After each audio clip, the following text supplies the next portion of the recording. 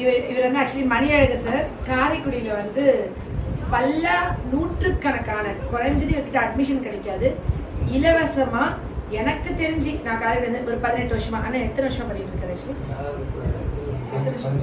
15 வருஷமா நான் காரைக்குடி வந்து 18 வருஷம் ஆகுது 15 வருஷமா காலையில 5 மணிக்கு 5:02க்கு வந்தா வெளியே நிப்பாட்டிடுவாரு.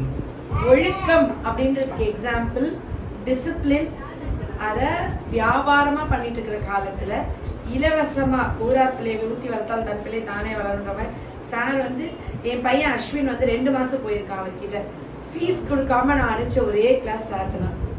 ரொம்ப மிகப்பெரிய இடத்துல இருக்க வேண்டியவர் எந்த ஒரு பலனையும் எதிர்பார்க்காம இவர்கிட்ட இருக்கிற பசங்க நேஷனல் லெவல்ல கொண்டு போயிருக்காரு.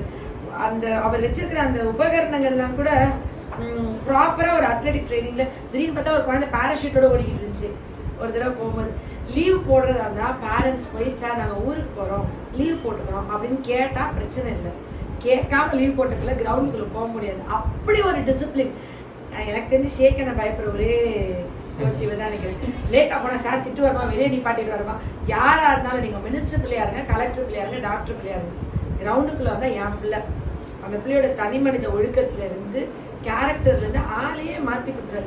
5 மணிக்கு எந்திரிச்சு கிரவுண்ட்ல விளையாடுற ரியல் ஹீரோஸ் உண்டாக்குறாரு. வீட்டுல இருக்கிற இதை வச்சுட்டு என்னது வீடியோ கேம் விளையாடிட்டு இருக்கிற சமூகத்துல குழந்தைங்கள்லாம் அந்த மொபைலுக்குள்ள விழுந்து தற்கொலை பண்ணிக்கிற சமயத்துல மொபைலுக்குள்ள இருக்கிற ஒவ்வொரு குழந்தைங்களும் தற்கொலை பண்ணிட்டு இருக்கும்போது பல குழந்தையோட வாழ்க்கையை மாத்திட்டு இருக்கிற ஒரு நிஜமா வாழும் ஒரு ஹீரோ தான் சொல்லணும் மணியழகு சார். சார் உண்மையா சொல்லணும். டிஷர்ட் ஷார்ட்ஸ் போட்டு அந்த கிரவுண்டுக்குள்ள இருந்தாலும் ஸ்டூடெண்ட் யார் இவர் யாருன்னு தெரியாது. ஸ்டூடெண்ட் ஓடாம கூட வேகமா அவங்களோட வேகமா ஓடிக்கிட்டு இருப்பாரு.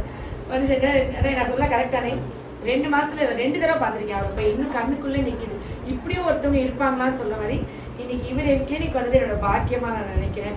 சார் நீங்க வந்து உண்மையாவே இவங்களெல்லாம் ரொம்ப அப்ரிஷியேட் பண்ணி ரொம்ப மரியாதை எங்க போனாலும் எந்திரிச்சு நின்று இந்த மாதிரி பாக்குற மாதிரி ஒரு என்னோட சேர்ல உட்காருங்க சார் நீங்க எவ்வளவு பெரிய ஆள் எத்தனாயிரம் குழந்தைங்களை இவர் வந்து உருவாக்கிக்கிட்டு இருக்க.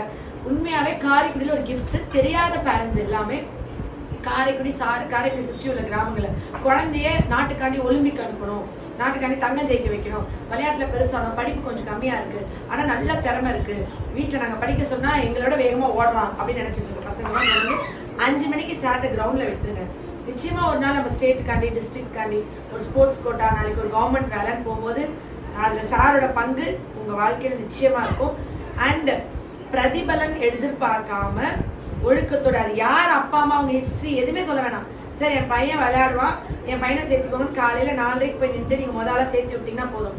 அப்புறம் நீங்க வரீங்க வரல உங்களை பார்க்கவே மாட்டாரு. இப்படி ஒரு மனுஷங்களாம் நம்ம பார்க்கவே முடியாது. நல்லோர் ஒருவர் இருந்தால் அவர் பொருட்டு எல்லாருக்கும் பெய்யும் மழைன்னு சொல்லுவாங்க ஔவையார் அவங்க. அந்த மாதிரி இந்த அக்னி நட்சத்திரம் எங்க காரைக்குடியில மழை பெய்யறதுக்கு காரணம் வந்து எங்க சார் தான். அதனால நிஜமாவே அவர் மாதிரி ஒருத்தர் இருக்கிறதுனால தான் இன்னும் மழை பெய்து இயற்கையும் பிரபஞ்சமும் இன்னும் மனிதர்களோட அன்புக்கு கட்டுப்பட்டு இருக்குன்னு சொல்றேன். இவர் நீடூடி வாழணும். அதுக்கு வந்து நானும் எங்க அண்ணனும் வாங்க நம்ம வந்து சேர்ந்து அண்ணனும் சேர்ந்து சாருக்கு சொல்றோம். நன்றி நன்றி நன்றி சார். தேங்க்யூ.